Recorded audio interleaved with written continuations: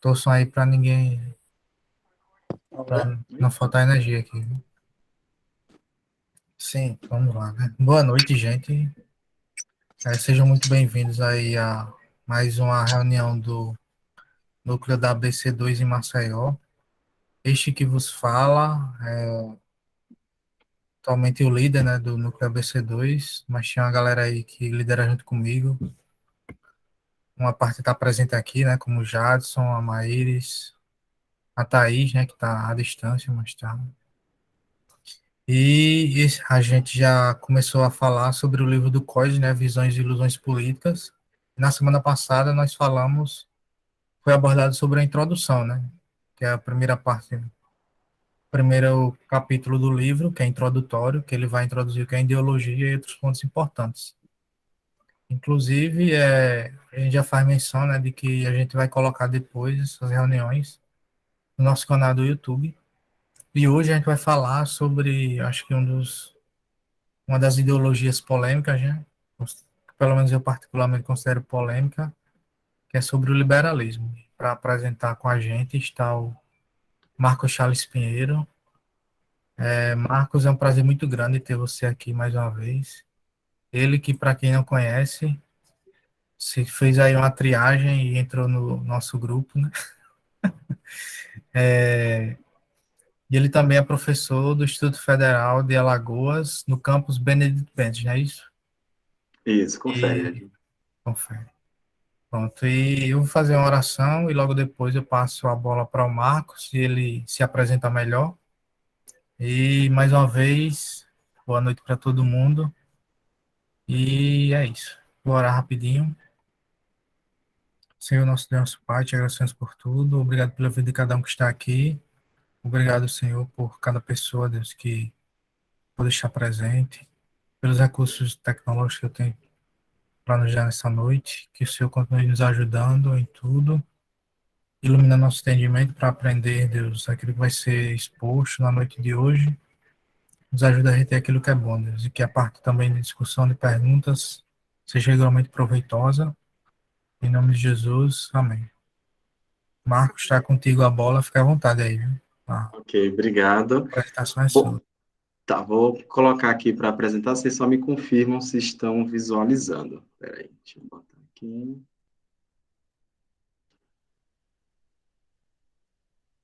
Vou botar aqui a opção de tela inteira.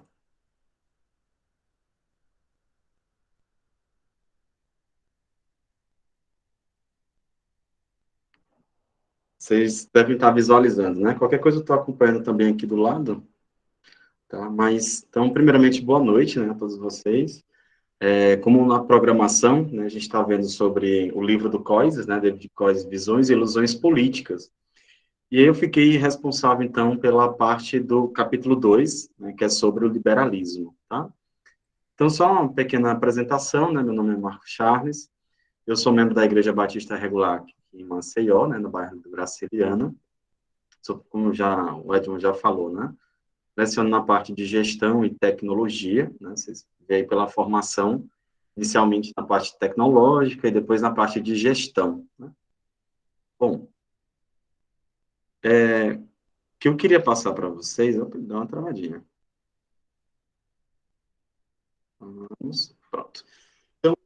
Para a gente iniciar, né, vou gastar poucos minutinhos só para a gente relembrar um pouco em relação à ideologia, né? Possivelmente algumas pessoas possam não ter participado do encontro passado, mas um ponto interessante, né, que é abordado pelo Coises, é que a ideologia ela é um tipo moderno de idolatria, né? A escolha de um material, algo que é produzido, né, quer seja fisicamente ou até mesmo no caso de uma ideologia, né, uma ideia, um conjunto de ideias ou uma lente, e que elas tratam sobre teorias, né, de pecado e de redenção, né? E o aspecto que é utilizado é isolar um determinado elemento, né, da criação, ou alguma característica da criação, a gente vai ver alguns exemplos, e leva isso acima do restante da criação, né? Aqui eu listei algumas, como, por exemplo, a racionalidade, né, ou a razão, proeza artística, poderio militar. Então, você lembra, por exemplo, de povos mais antigos, né, como os gregos, os romanos, sucesso financeiro, prestígio social, poder político, direitos individuais, né, que a gente vai tratar hoje, o Estado todo-poderoso, a sexualidade, a etnia, a raça, a nação.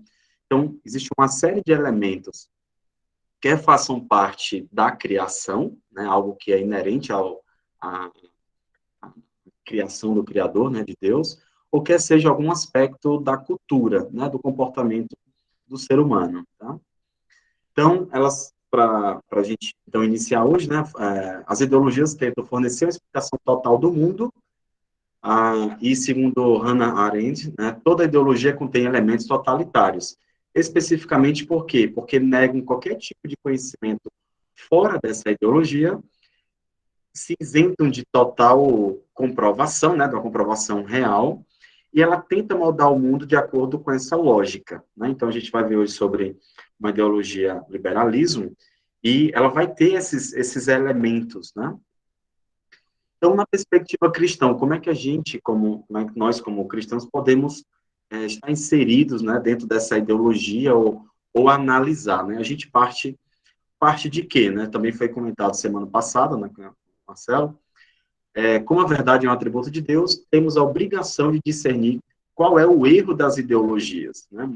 Talvez um dos aspectos mais complexos seja você seguir uma determinada ideologia e nem perceber disso, né? Então, o cristianismo tem uma base muito forte, né, por ser uma religião histórica, baseada em eventos reais que conduzem à redenção. Né? Isso é um ponto importante para hoje, porque não tem como nós sermos isentos de qualquer tipo de ideologia se a gente já utiliza uma ideologia para analisar outra. Né? Então, se você tem uma determinada perspectiva, tirando a cristã, você já está enviesado. Né? Então, como é que eu posso avaliar outras ideologias se eu já estou baseado em uma ideologia? Né? Então, nós, como cristãos, temos um ponto extra, né? Uma base sólida de avaliar tudo de acordo com o cristianismo. Né? E a Bíblia, ela é uma coletânea de sabedoria abstrata que ajuda a alma a se elevar até o divino. Né? Então, é um guia, né? Um guia prático, né? Um guia de fé. Então, a gente tem bases sólidas, né? Para julgar, analisar e até mesmo definir qual tipo de ideologia, qual parte, né, de alguma das ideologias pode ser boa, saudável e qual não. Né? E aqui vou só passar de forma bem prática, né, bem rápida, um aspecto interessante, até tratado no livro do Coises, né, é de que algumas sociedades, quando elas entram em contato com o cristianismo, né, isso gera nelas uma possibilidade de elas serem influenciadas por ideologias, né? E aí, como eu destaquei aqui, né, o evangelho, então, abre um caminho para o surgimento de falsos messias, né? Na política, na economia, no indivíduo, na sexualidade, ou seja, lá onde for. Ou seja, há uma secularização da fé cristã. E, né, até para a gente entender um pouco mais o contexto, a democracia e a maior participação política, isso faz com que esse ambiente de ideologias, né, a pluralidade de ideologias, elas se proliferem mais rapidamente. Né? E aqui só última coisa, né, as ideologias são inevitavelmente religiosas, né, então a gente vai ver hoje, em relação ao liberalismo, a gente vai tentar identificar, né, até o Coises trata como liberalismo algo um pouco difícil de você identificar a parte religiosa dela, né, mas a gente vai ver mais na frente. E aí toda religião, né, ela defende proposições cuja veracidade exclui as demais crenças. Então a ideologia também trata dessa forma, né? Todo pecado é uma expressão do pecado básico de idolatria, né? O Coises vai trazer esse conceito e carregar em alguns capítulos, né? Não li todo o livro, mas na parte do liberalismo ele trata, né? E a idolatria tenta sujeitar todo o restante da criação a esse Deus imaginário, né? No caso de hoje do liberalismo, em relação ao indivíduo. E aí ele coloca alguns argumentos, todo ser humano serve a algum tipo de Deus, que aí se segue, cada um é transformado à imagem do Deus a quem serve, e 3, as pessoas estruturam a sociedade à sua própria imagem. E aqui eu vou passar um talvez a parte principal, né, é de que cada ideologia promete aos seres humanos o livramento de algum mal fundamental. Né? O Coase vai sempre colocar esse dualismo, né, de que as ideologias vão trazer um mal básico e vão trazer uma espécie de salvação, tá bom? Bom, e agora a gente entra no liberalismo, né, que é o capítulo 2 do livro. Conceitualmente, né, a parte do liberalismo, ele tem uma base filosófica muito voltada na crença fundamental da autonomia humana. Ela não é única, tá? A ideia da autonomia humana, ela também é vista em outras ideologias, tá? Ele até comenta um pouco mais à frente que, por exemplo, o socialismo, ele também crê na autonomia humana, só que de maneira coletiva. O liberalismo crê na autonomia humana de maneira individual, né? Então, o ser humano como ser autônomo, dirigir a si mesmo, governar a si mesmo, segundo a lei que ele escolheu para si, né? Então, qual é o princípio básico? E aqui o Coises, ele deixei aqui entre aspas, porque é uma referência do jeito que ele colocou. Cada um é proprietário ou dono de si e, portanto, deve ser livre para governar a si mesmo de acordo com as suas próprias escolhas, desde que essas escolhas não infringem o direito dos outros de fazer o mesmo. Né? Então, aí você percebe algo muito intrínseco de cada ser humano. Né? Eu, mim, de si, próprias escolhas. A única limitação, né, aqui é que isso não impeça o direito dos outros, né? Então, a crença de que o indivíduo é soberano e os seus direitos são anteriores à comunidade, pois existiam antes dela. Então, a gente consegue perceber aqui uma base, uma raiz filosófica, né? No sentido de que, poxa, o que vem primeiro? O indivíduo ou a comunidade? E aí, no caso da visão liberalista, né, é a ideia de que eu tenho que olhar pela ótica do indivíduo, porque é a partir do indivíduo que eu gero as comunidades. Né? E aí existe uma crença do estado de natureza. O que seria essa crença, né? Onde o ser humano ele é completamente soberano, limitado somente pelas barreiras impostas pelo mundo natural e pela soberania dos demais indivíduos. A gente viu as limitações de que cada um pode fazer as suas próprias escolhas, contanto que não impeça as escolhas dos outros. Né? Então, é como se, antes de haver a comunidade, o ser humano vivia nesse tal estado de natureza, onde ele era completamente soberano. O que o impedia? Basicamente, as barreiras químicas, físicas, fisiológicas, né? São os únicos impedimentos, né? Mas o liberalismo, né, ele tem raízes bem antigas, tá? Já consegue ser manifestado desde a época de Sócrates, Platão e Aristóteles, né, pouco antes de Cristo, talvez cerca de 200 a 300 anos antes de Cristo. Mas Epicuro, né, ele também tratava de algumas visões baseadas no indivíduo. E aqui eu destaquei algumas, né? A vida humana é uma questão de evitar aquilo que tememos e buscar o que nos dá prazer. E uma outra é, a justiça não tem uma natureza essencial, mas sendo um contrato recíproco que as pessoas fazem de não ferir umas às outras. Então, a gente acaba também tendo a noção de justiça voltada ao relacionamento entre indivíduos de maneira individual, não de maneira coletiva. Né? Avançando um pouco mais, né, na Europa, o termo liberalismo se refere ao conjunto de doutrinas fundamentadas em John Locke, Adam Smith, Jean-Jacques Rousseau e Immanuel Kant.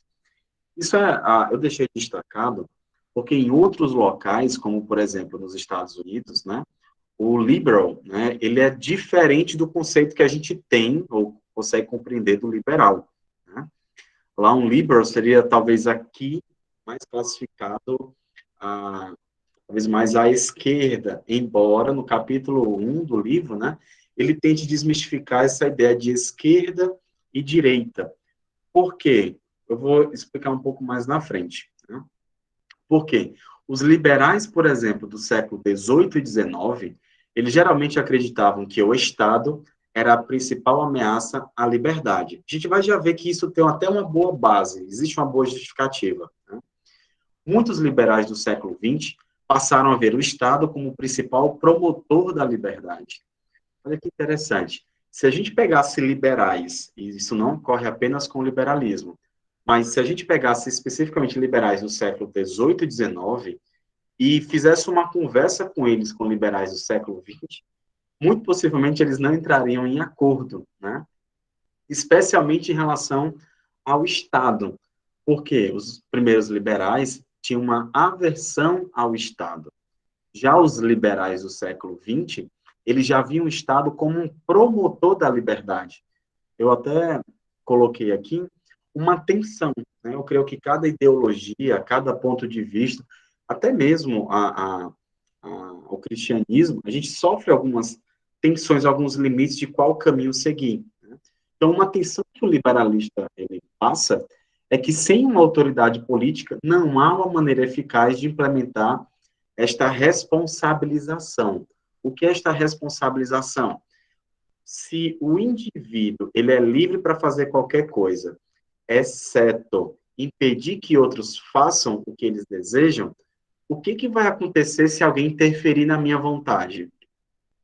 Quem é que vai arbitrar o jogo, né? Até no jogo de futebol, em esportes, você tem um árbitro, alguém que decide. Então, quem que vai responsabilizar?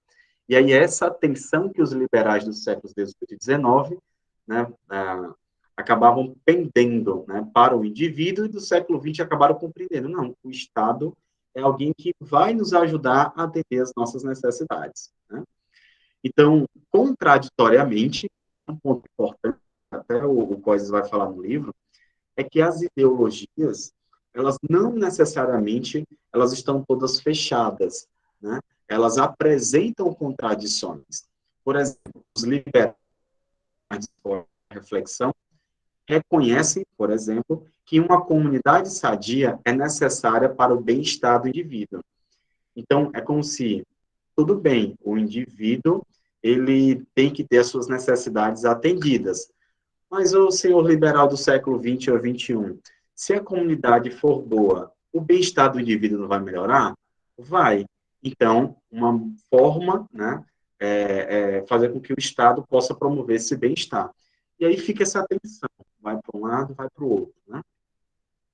Então, as bases do liberalismo no século XVII, XVIII, XIX, elas trouxeram algumas vantagens, tá?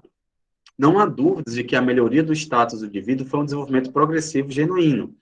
Então, por exemplo, no século XVI, era inconcebível que alguém pudesse manifestar uma atitude religiosa diferente da autoridade, né? Ou, no século XIX, era impeditivo, era censurado crítica aos líderes políticos. Então, hoje, algo que a gente consegue com muita facilidade, né? Eu posso a qualquer momento falar sobre o prefeito, o governador, o presidente, o deputado, o vereador, qualquer autoridade, né? Antes das ideias liberais serem colocadas em prática, era difícil, né? Havia uma censura por parte do Estado. Então, o liberalismo, ele quebrou algumas amarras, né? De algumas hierarquias, como os vestígios do feudalismo, que classificava a pessoa pelo status, independente do mérito dela. Então, por exemplo, os senhores de terras, os nobres, eles tinham os privilégios pela herança, mas não pela inteligência ou pelo trabalho, né? E a distribuição de cargos a quem fosse mais qualificados para preenchê-lo.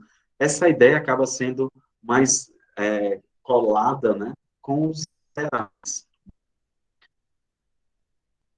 Então, hoje, na visão liberal, o Estado é o resultado de um contrato entre indivíduos, né? Como a gente já viu, algumas bases, é o indivíduo que se relaciona com outro indivíduo, mas se quem que vai arbitrar esse jogo de responsabilidades seria o Estado. Então, o Estado acaba criando essa espécie de contrato, né, entre os indivíduos, né, de forma coletiva, e eles vão o quê? Auxiliar que as decisões ou as vontades individuais elas sejam alcançadas. E aí vem algumas perguntas, né? Será que o liberalismo, então, implica a democracia?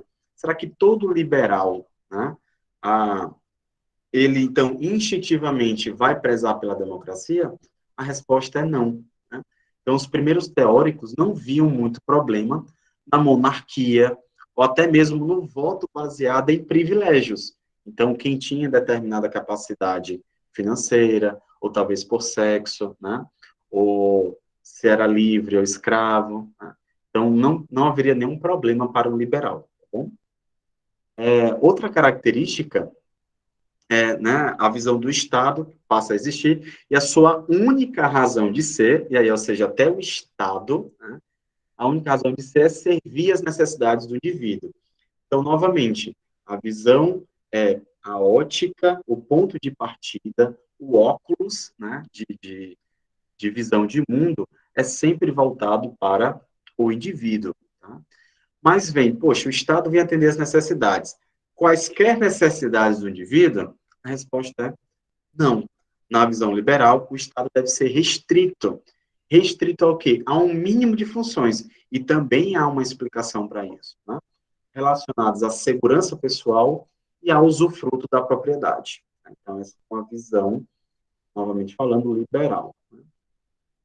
E aí ele começa a trazer algumas restrições, algumas visões, no sentido de o Estado, ele tem que ser reduzido, né? Ele não deve garantir o bem-estar social em todas as instâncias, em todas as áreas, mas ele deve se concentrar em impor as regras do jogo. Quais as regras do jogo? Que auxiliam o indivíduo a atingir as suas vontades, né? E a concentração, como assim? A concentração dos esforços do Estado para atender às necessidades do indivíduo, na visão liberal, ela evita que haja um Estado fraco, e aí eu achei interessante, talvez a gente sempre entenda, né, que o Estado mais enxuto ou reduzido seja um Estado fraco, mas na concepção liberal, e aí a gente vai compreender que existem vários tipos de liberais, né, como o Coises vai tratar no livro,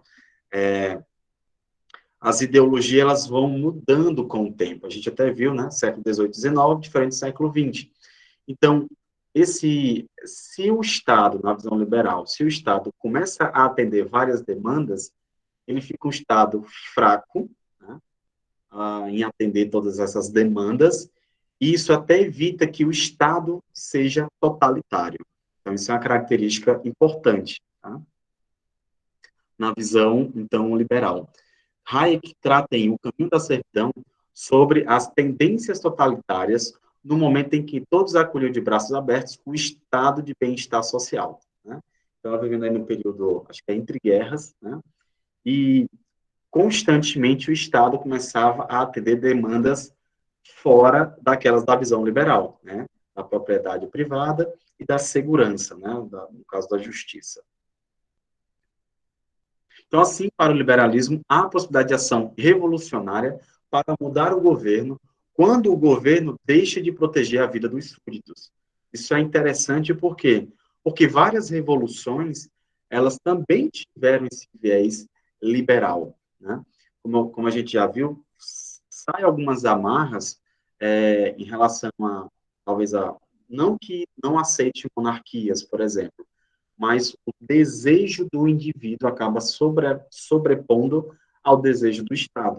Então, várias revoluções foram baseadas em algumas ideias liberais. E Alcoises vai falar sobre o Thomas Jefferson, 100 anos após a escrita de John Locke, dois tratados sobre o governo civil, justifica a revolta americana contra a Inglaterra na Declaração da Independência. Né?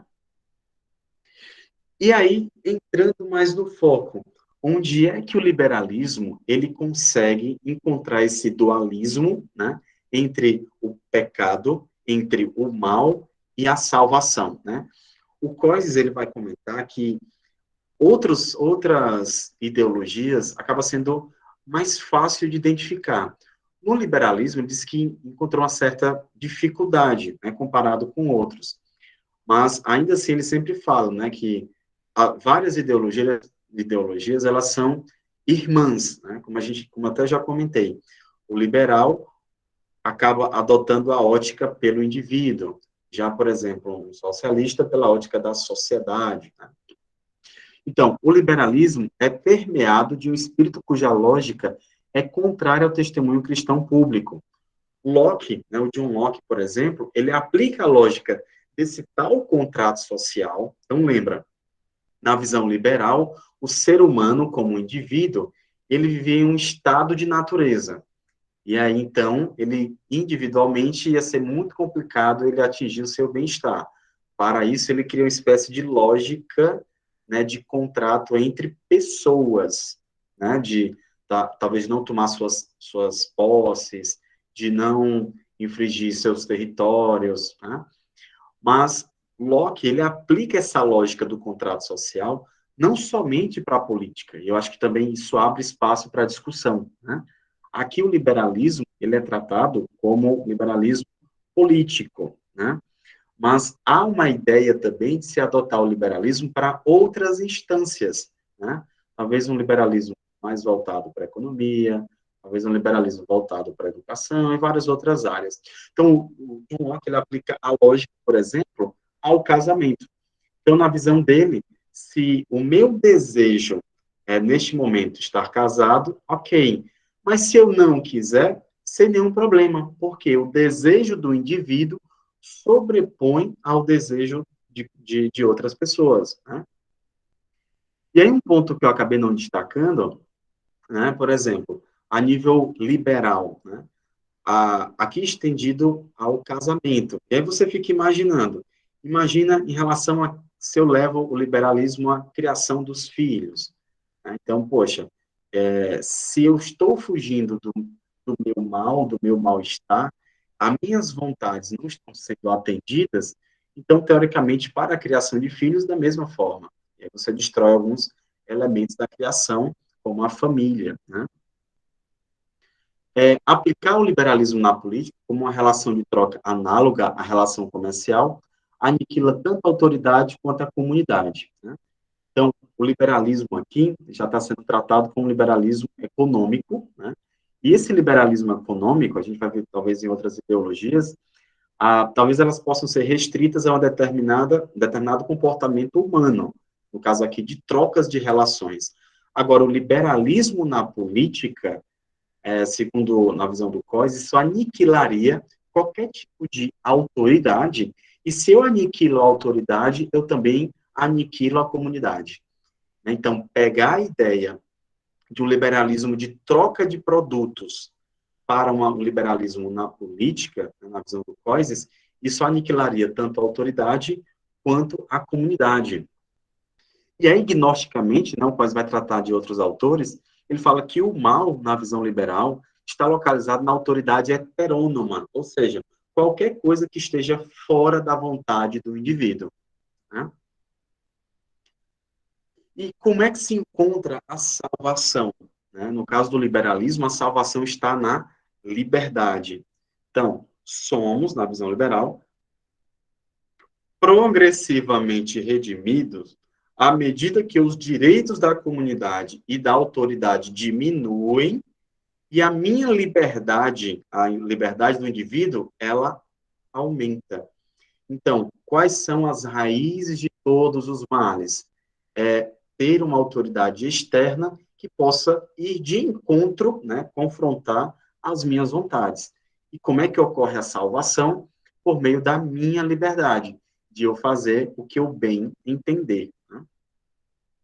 Para Ayn Rand, Murray e Hayek, o progresso da civilização virá da diminuição do poder do governo e da máxima liberdade possível para o indivíduo, né? Então, autores mais recentes, no século passado, tem essa continuidade, né, da visão liberal. E quais são os resultados práticos, né, no dia a dia? As tradições, por exemplo, né, aí vai ter uma outra ideologia, né, sobre o conservadorismo, e imediatamente elas são classificadas como opressivas, porque a tradição vem de um desejo externo ao do indivíduo, né? Então, como eu devo comer, como eu devo importar, o Estado, a família, o relacionamento. Então, as tradições, elas são opressivas, porque elas ferem a minha vontade, né? As obrigações conjugais, elas são vistas, então, ou deveriam ser, se seguir o liberalismo, né, vistas como inibidoras da livre expressão sexual. Ou seja, é uma forma de limitar os meus desejos. Se é uma forma de limitar os meus desejos, na visão liberal, isso é um mal. Tá? O discurso dos meus direitos, né, o discurso dos direitos, ele substitui, então, a deliberação política. O que isso significa? Qualquer tipo de deliberação de vontade de um grupo, ela não pode, então, sobrepor a vontade do indivíduo. Então, eu tenho os meus direitos, e nenhum direito ou vontade minha pode ser quebrada, nem que seja por algum grupo, uma comissão, ou coisas do tipo. Então, o que a gente consegue finalizar, né? Quais são os resultados práticos?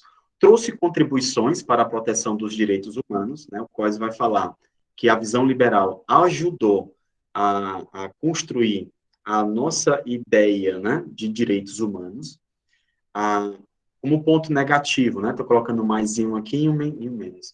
É incapaz de ver o Estado como uma comunidade dotada de autoridade. Então, o liberal, ele não consegue ver uma autoridade como sendo genuína ou capaz, tá? Mas sim a vontade do indivíduo. E é irredutível ao consenso voluntário dos indivíduos que a constituem. Então, novamente, quer seja o Estado, quer seja um grupo, é a vontade do indivíduo que deve prevalecer. E então finalizo, né, esse momento sobre os liberais. Se vocês tiverem algum tipo de pergunta, espero ter sido suficiente, né? Então, passo a palavra para ti, Edson.